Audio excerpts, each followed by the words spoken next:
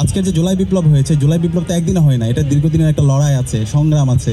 তো এই সংগ্রাম লড়াইগুলোর নেতৃত্ব দেওয়া, নীতি নির্ধারণ করা, পলিসি মেক করা, এই সব কিছুর সাথে ছাত্র অধিকার পরিষদ জড়িত আছে।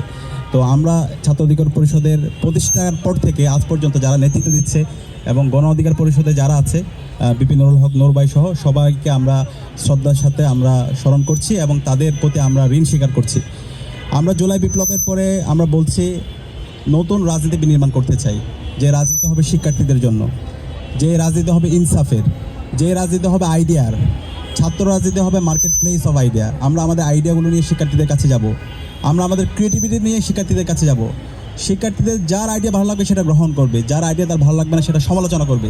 কিন্তু এখানে কেউ হকি স্টিক অথবা স্ট্যাম্প নিয়ে যাবে না। কোনো ধরনের এখানে মাসল পাওয়ার পলিটিক্স চলবে না।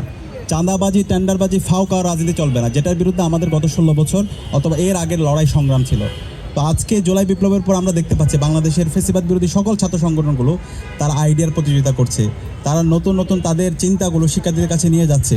শিক্ষার্থীদের কাছে গিয়ে তারা তাদের পলিসিগুলো তারা বলছে, শিক্ষার্থীরা সমালোচনা করছে অথবা প্রশংসা করছে, এবং এইটাকে আমরা সবাই সাদরে গ্রহণ করছি।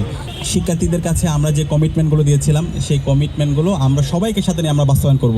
এখানে ডাকসু নির্বাচন হয়েছে, জুলাই বিপ্লবের অন্যতম সফলতা হচ্ছে ডাকসু নির্বাচন হওয়া, এবং এর আগে 2019 সালে ডাকসু নির্বাচন হয়েছে। ডাকসু নির্বাচনে বিপি নুরুল হক নূর ভাই নির্বাচিত হয়েছিলেন। তো ভাইদের যে লড়াই, সেই লড়াই এবং তাদের অসমাপ্ত কাজগুলো আঞ্জাম দেওয়া, সমাপ্ত করা হচ্ছে আমাদের কাজ। জুলাই বিপ্লবে যে 2000 আমাদের ভাই বোন শহীদ হয়েছে, তাদের যে প্রত্যাশা, তাদের যে আকাঙ্ক্ষা, সে আকাঙ্ক্ষার বাংলাদেশ বিনির্মাণ করাই হচ্ছে আমাদের উদ্দেশ্য। সুতরাং এই আমাদের দীর্ঘদিনের যে লেগাসি, আমাদের শহীদদের লেগাসি এবং দীর্ঘদিন ধরে ক্যাম্পাসে যারা অ্যাক্টিভিজম করেছেন তাদের যে লেগাসি, সেই লেগাসি বাস্তবায়ন করার আগ পর্যন্ত আমরা থামবো না। আমরা সবাইকে নিয়ে একসাথে আমাদের লড়াই সংগ্রাম জারি রাখবো। এবং জুলাই বিপ্লবের পরে যে ডাকসু নির্বাচন হয়েছে, এখানে আমরা যারা নির্বাচন করেছি সবাই আমরা জুলাই সহযোদ্ধা। এখানে কেউ হারে অথবা জিতে না, আমরা সবাই জিতে গিয়েছি।